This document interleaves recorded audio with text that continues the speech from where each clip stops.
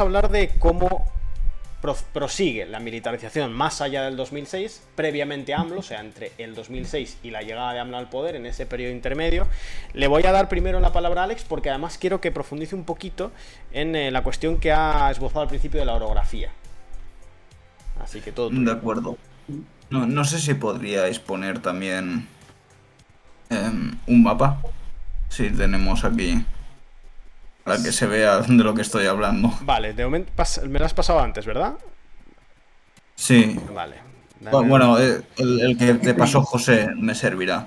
Vale, voy a El intentarlo. que es el narcotráfico, los cárteles.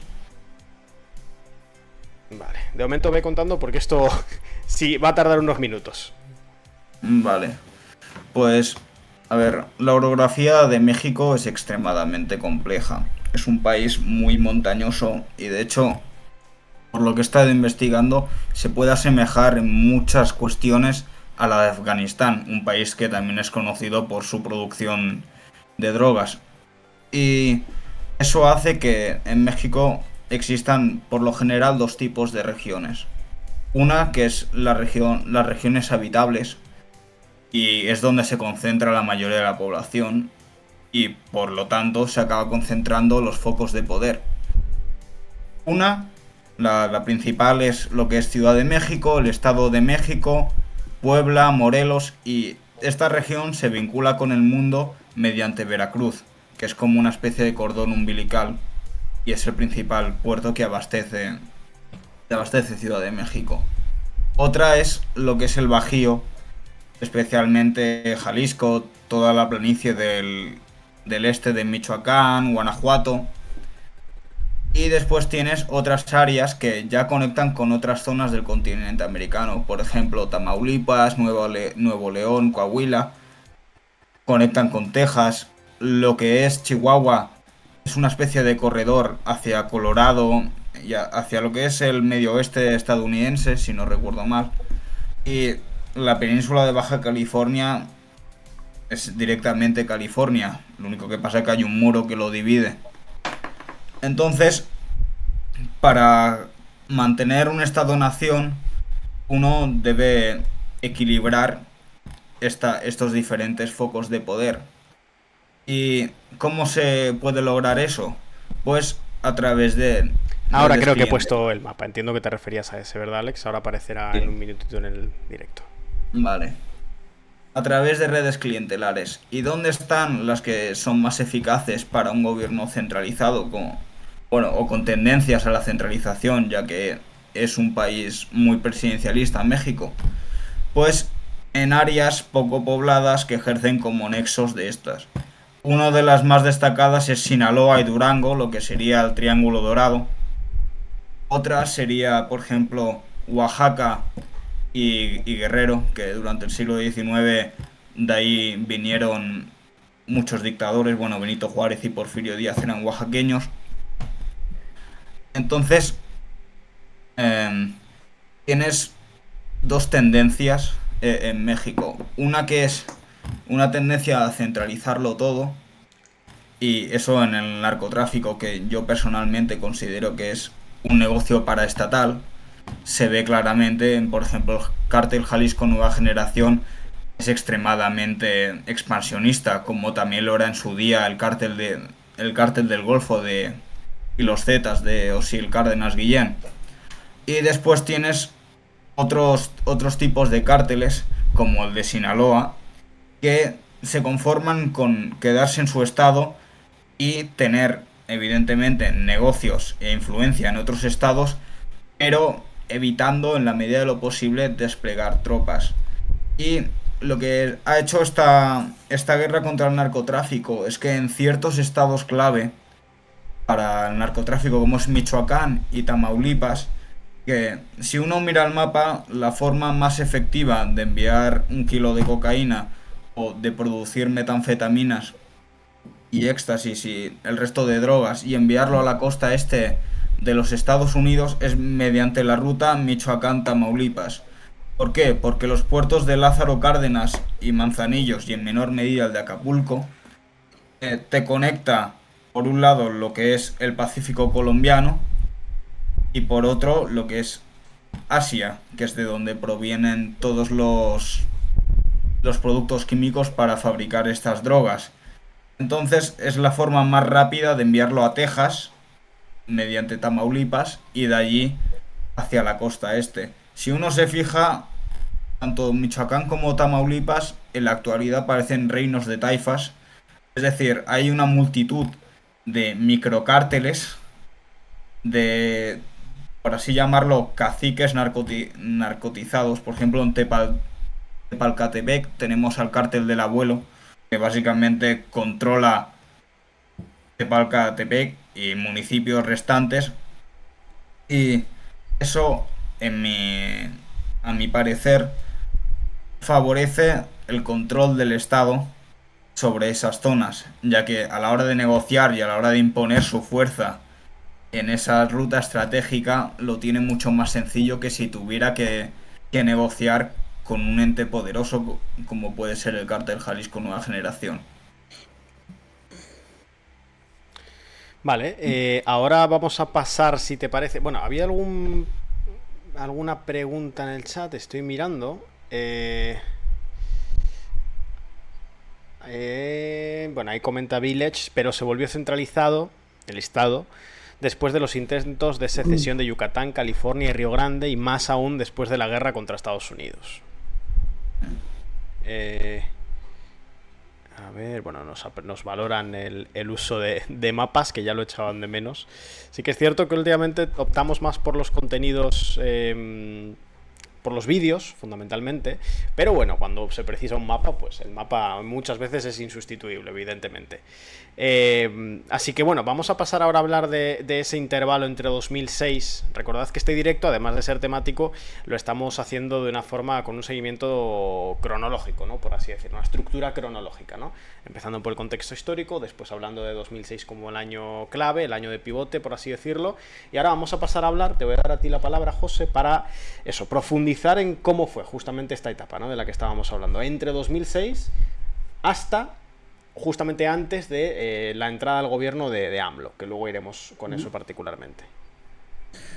Sí, a ver, simplemente antes de entrar a eso, añadir algo que quizá lo hemos estado hablando a lo largo del directo, y es, hacemos mucho hincapié en el tema del narcotráfico, y es cierto que tiene su importancia, pero la verdad que es que actualmente los cárteles, por lo menos lo que son los más grandes, el cártel Jalisco Nueva Generación, el cártel de Sinaloa, y luego ah, cárteles ya un poquito más de segunda, vamos a decirlo así, por capacidad, por tamaño, realmente tienen un portfolio de actividades impresionante. Es decir, no es antes el narcotráfico, es el dominio del territorio ya para ejercer cualquier tipo de actividad, sea ilegal o legal.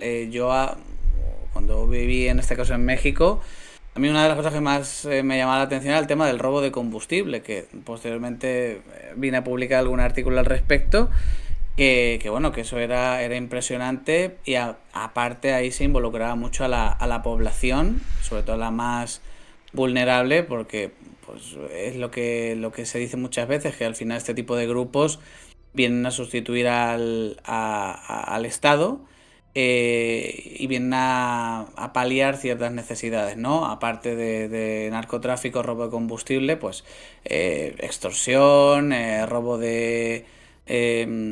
tráfico de personas, trata, tráfico de ganado, el control de los cultivos de aguacate, el buche de la totoaba, que vale en el mercado negro, un kilo de eso vale $60.000, y se lo venden a los chinos porque lo toman como algo afrodisíaco. Bueno, en fin, simplemente como que quería dar un poquito más de amplitud, ¿no? al portfolio de actividades que tienen los cárteles. Pero bueno, volviendo al tema de 2006, bueno, en ese momento el cártel de Sinaloa, por supuesto que es uno de los principales generadores de violencia, pero ya en esos momentos ya los Zetas ya estaban conformados, en este caso bajo el paraguas del cártel del Golfo, pero ya empiezan a hacer de las suyas. Eh, de hecho, bueno, creo que una de las principales matanzas que hay es en...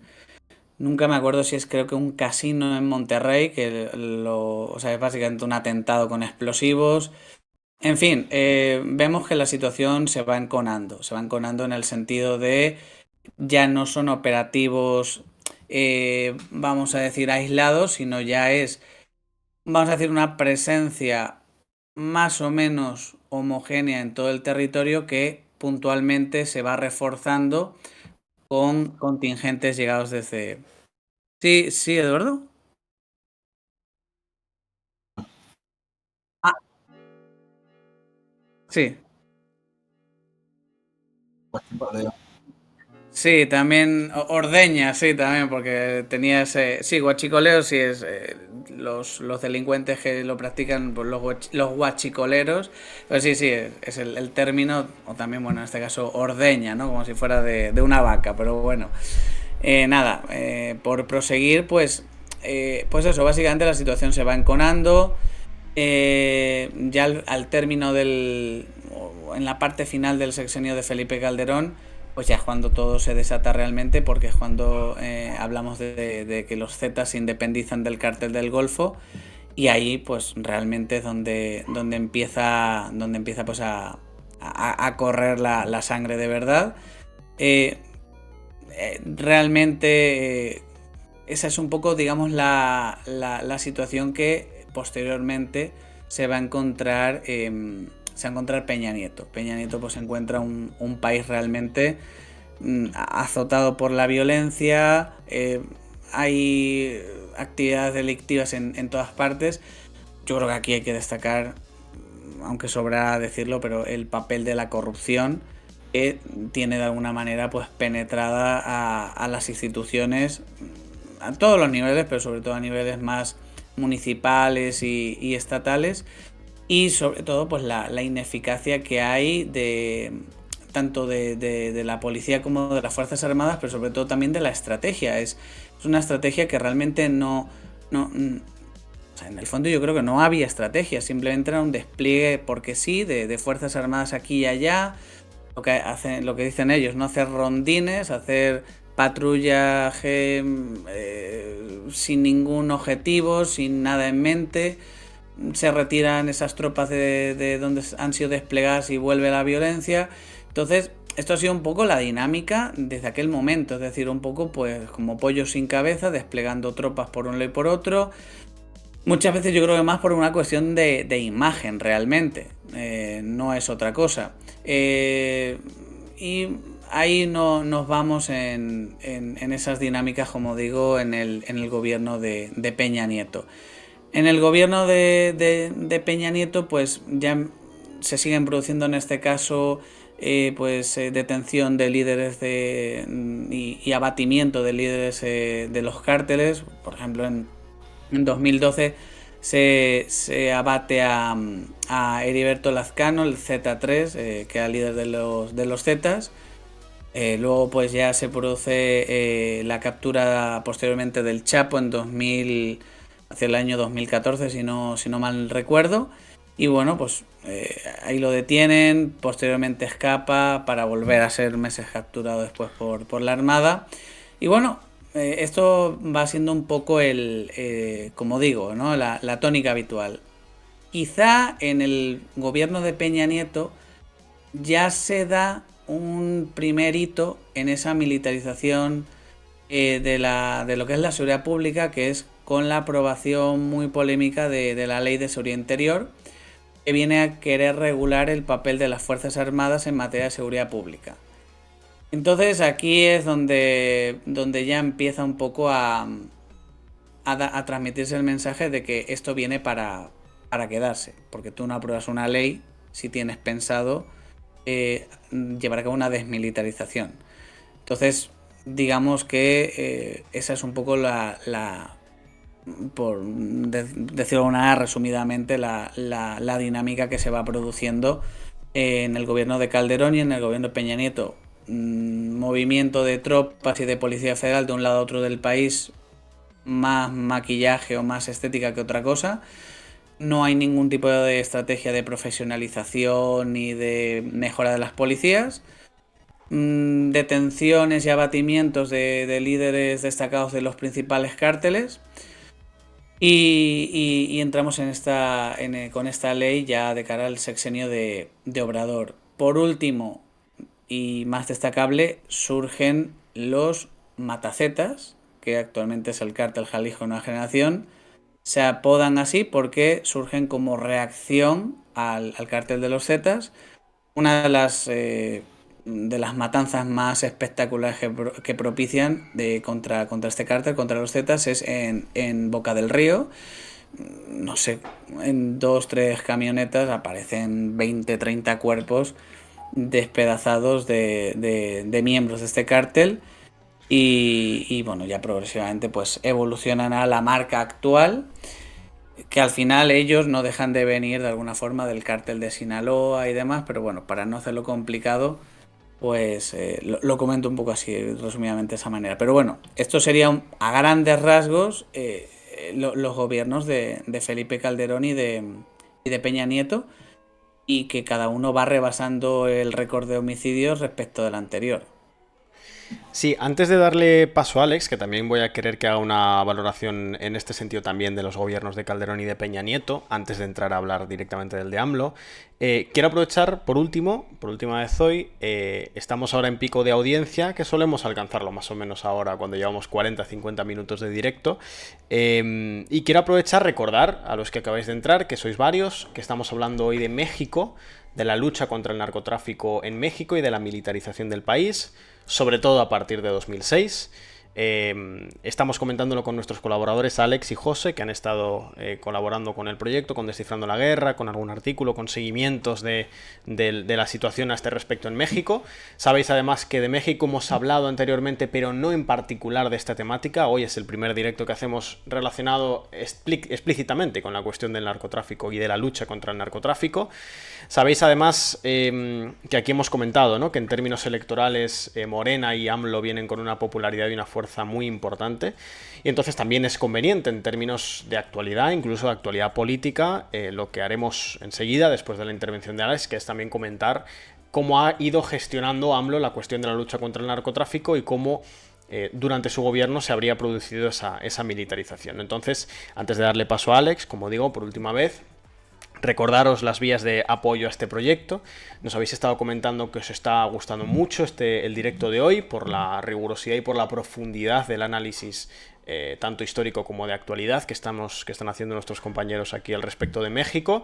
Y bueno, reiteraros una vez más lo que ya sabéis, pero nunca viene mal el recordatorio, que es que, además ahora que ha entrado también Manda Carayo, que se ha saludado ahí con su opositor en ese ranking de regalos con Village, recordaros la necesidad que tenemos de vuestro apoyo económico para poder seguir ofreciendo este contenido y seguir ofreciéndolo también de manera independiente, ¿no? Para que podamos estar aquí prácticamente todas las noches, como estamos últimamente, y para que podamos seguir ofreciéndoos este contenido con profundidad analítica y al mismo tiempo con independencia y con rigurosidad, necesitamos no depender de empresas, no depender de estados, no depender de instituciones, no depender de partidos, y eso solo se consigue, evidentemente, porque no se puede vivir del aire, con el apoyo económico de quienes nos leéis, de quienes nos escucháis, de quienes nos seguís y de quienes nos veis.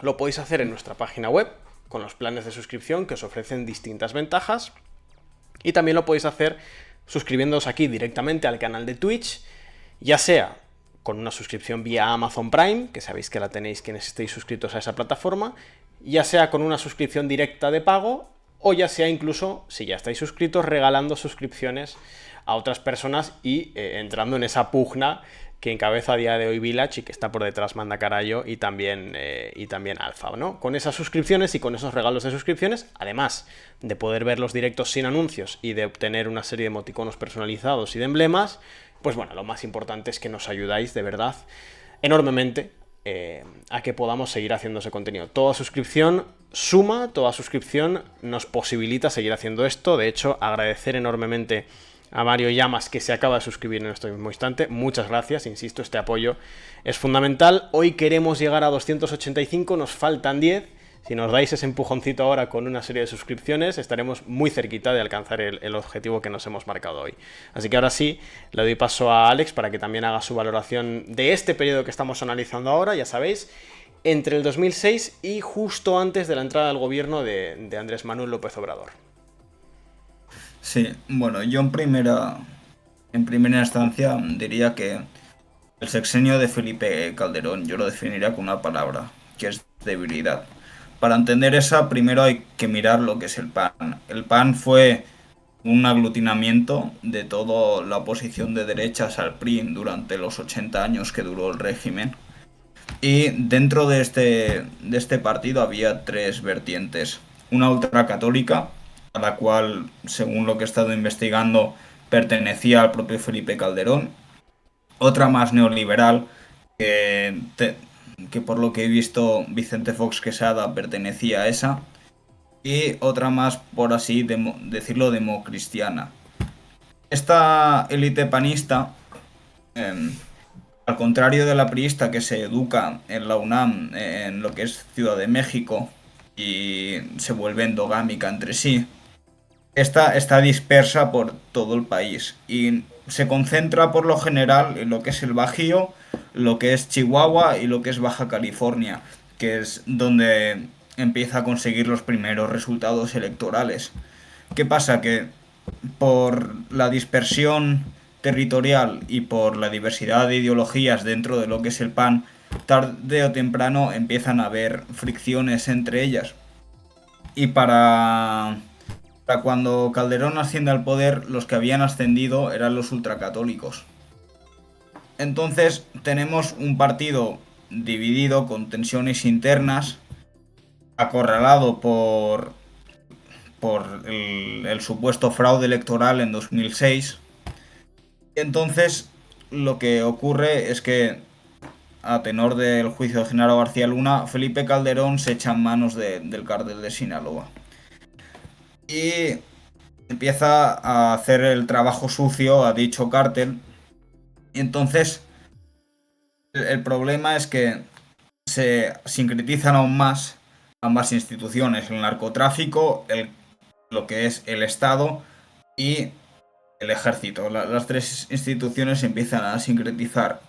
Y esto se ve muy bien en el libro El traidor de Anabel Hernández, que es el diario personal de El Vicentillo, el hijo del Mayo Zambada, que es uno de los máximos dirigentes del cártel de Sinaloa, en la que narra cómo durante la administración de Felipe Calderón, en una división interna muy grave que se produce en el cártel de Sinaloa entre la cúpula y la facción de los Beltrán Leiva, según el propio Vicentillo, afirma que la mitad de la cúpula militar y del Estado, incluso del gabinete de Felipe Calderón, estaba con el Chapo y con Zambada, y la otra mitad estaba con los Beltrán Leiva. Eso puede explicar en buena medida que dos secretarios de gobernación, si no me falla la memoria, murieran en accidentes de avión, y deja básicamente un estado que venía de lo que es un estado corporativista como era el PRI, extremadamente corrupto,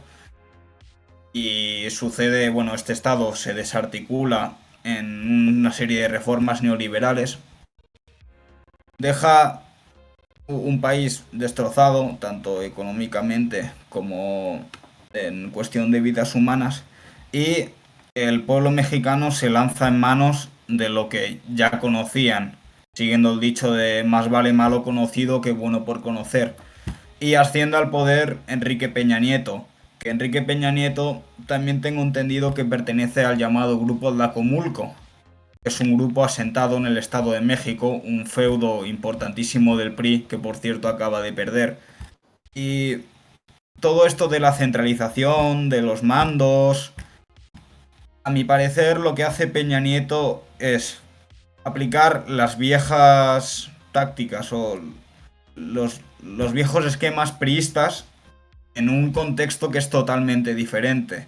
En un contexto en que no sabes si muy bien el Estado está perdiendo el control, o lo están ganando los militares, o lo está ganando el narco, en un contexto mucho más volátil, mucho más líquido. Entonces se demuestra que es un completo fracaso y lo que es el paradigma de este fracaso es que una persona como el Chapo Guzmán se les escapara de la cárcel e hicieran el ridículo internacional de tal manera.